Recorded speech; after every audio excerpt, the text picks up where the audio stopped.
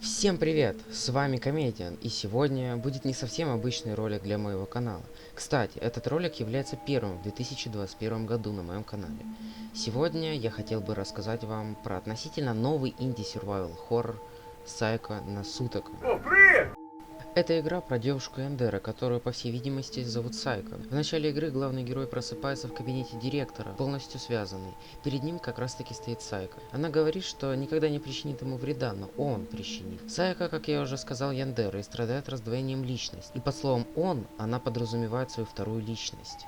Затем Сайко говорит нам, что пойдет и убьет одного из знакомых главного героя, который сейчас сидит в другой комнате. Видите, как ее дико трясет? Его голову и труп можно будет также найти на локации.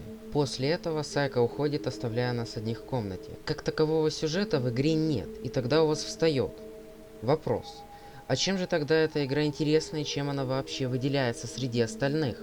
Искусственный интеллект. Не обязательно бегать по школе как угорелый от Сайко. Можно перетерпеть ее агрессию, и когда она попросит прощения, не убегать от нее, а остаться с ней. Тогда Сайко будет менее агрессивна к вам и будет приносить вам меньше хлопот. Но тогда появится другая проблема. Во время того, как вы будете находить ключи от других комнат, Сайко будет пинать вас, и ключ будет выпадать у вас из рук. Если вы повторно начнете подбирать ключ, Сайко выйдет из себя и начнет проявлять агрессию.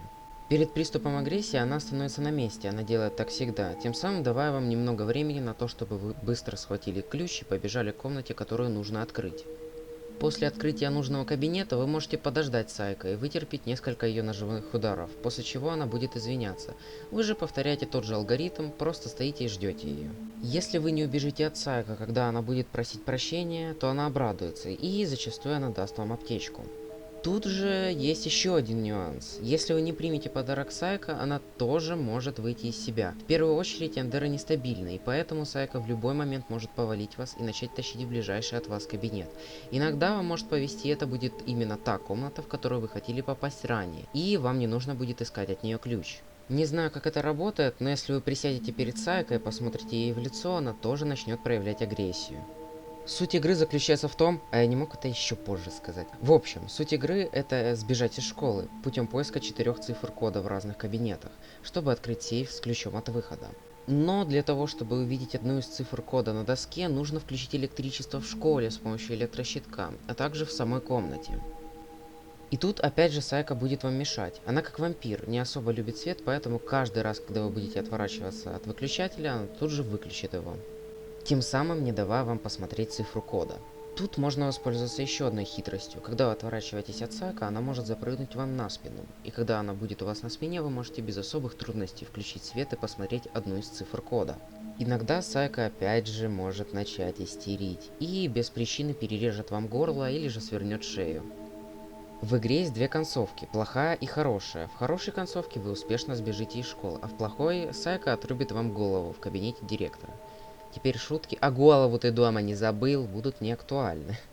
Стоит помнить, что игра в стадии альфа, и в ней есть огромное количество багов. При заходе в игру вы, наверное, обрадуетесь, что тут есть русский язык, но ваша радость сразу же испарится, когда вы начнете играть.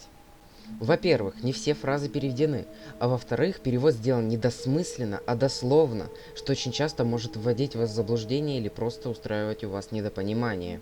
Также Сайко может в любой момент без причины и каких-либо знаков телепортироваться вам за спину. В игре не очень хорошо сделан звук, вы можете слышать Сайко так, будто она у вас перед носом или дышит вам в затылок, но на самом деле она вообще в другом конце локации. Также непонятно, на каком этаже она сейчас находится, и это тоже проблема звука. Но даже несмотря на все эти минусы, игра все равно была мне очень интересной. Все-таки она чем-то манит, своей необычностью.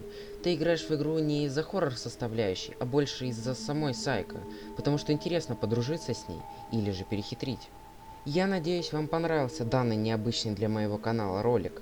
Ссылка на официальный сайт, откуда вы можете скачать игру, будет в описании. Берегите себя, чаще улыбайтесь. Всем пока!